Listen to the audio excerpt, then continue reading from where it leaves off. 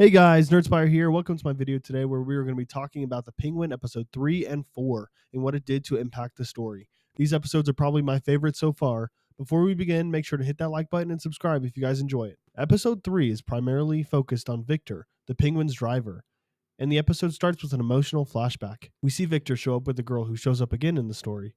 Atop the roof looking down at the city, they talk about how horrible the city is, and Victor says he loves it. The girl says it only looks good if you're looking at the rich side and not Crown Point. What they think are fireworks start to go off around the city. At first they are amazed and then terrified. They see the ground shake as the water pours in on every side of the city because of the Riddler's plan. Victor quickly pulls out his phone to call his mom, but before she can answer, the apartment is swallowed by huge waves of water and debris. This scene was so emotional. Seeing someone we have learned to care about throughout the series because he's obviously way too good for the criminal world, and then seeing his whole world be taken away from him, watching him hopelessly reach for his mother and father one last time. What an amazing start to the third episode. Before long, we see the Penguin meet up with Sophia Falcone, who is slowly but surely gaining trust for the Penguin. She meets Victor and asks how he met Oswald. He comes up with a quick story about being a mechanic that Oz liked, and she tells him that Oz used to be her driver.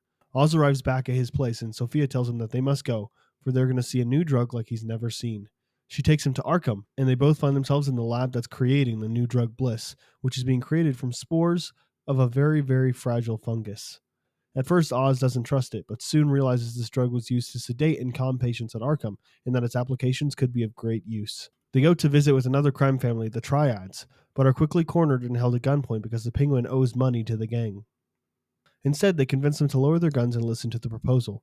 With a call from Johnny Vitti, the gang is convinced to let Sophia and the Penguin do a test run on the new drug in their club. Before long, the mob boss, or Die Lo, is convinced to give them access to push the drug onto the streets. Before a celebration can take place, the Maronis arrive at the scene again and corner Sophia and the Penguin. Before all of this takes place, we must go back to Victor and see where he's at. Victor has stupidly enough invited a girl over to the Penguin's apartment, and they reconnect. Before long, she tells him that she is leaving Gotham tomorrow. Visibly upset, he asks why, and she responds with the most reasonable and logical answer someone has ever given about Gotham. There's nothing left to stay for. Gotham is a viscerally repugnant dump, and she tries to convince Vic to join her. He thinks about it but hesitates. As a result, she gets on the bus to leave Gotham, and Victor decides to fully embrace the life of crime ahead of him. He drives back to the club and finds Penguin and Sophia cornered. He then rams his car into the Maroni gang member and their car. They start to drive away, and then we are left on a cliffhanger. Episode 4 starts off strong with Sophia being told by the Maronis that Penguin is indeed the one who killed her brother Alberto. In shock, she doesn't know what to do, but then Vic rams the Maronis with the Penguin's car and leaves an opening for the escape. We then throughout the episode get to see the downfall of Sophia, how she became the hangman killer, or shall I say, how she was framed. Sophia witnessed her mother's death, at what she thought was her own doing by hanging.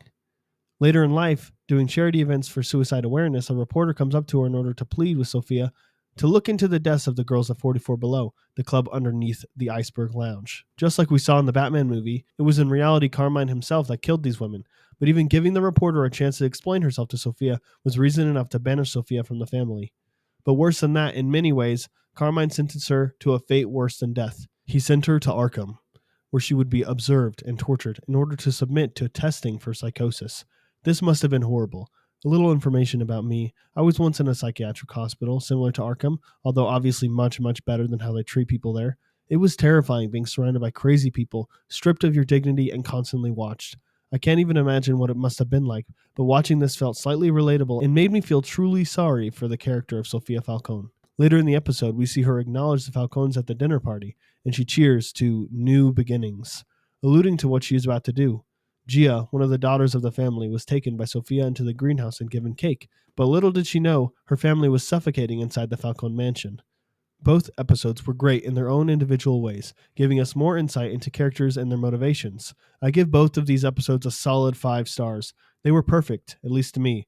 Let me know what y'all think in the comments below, and if you guys enjoyed the video, make sure to like and subscribe for more content like this. God bless, and bye-bye, y'all.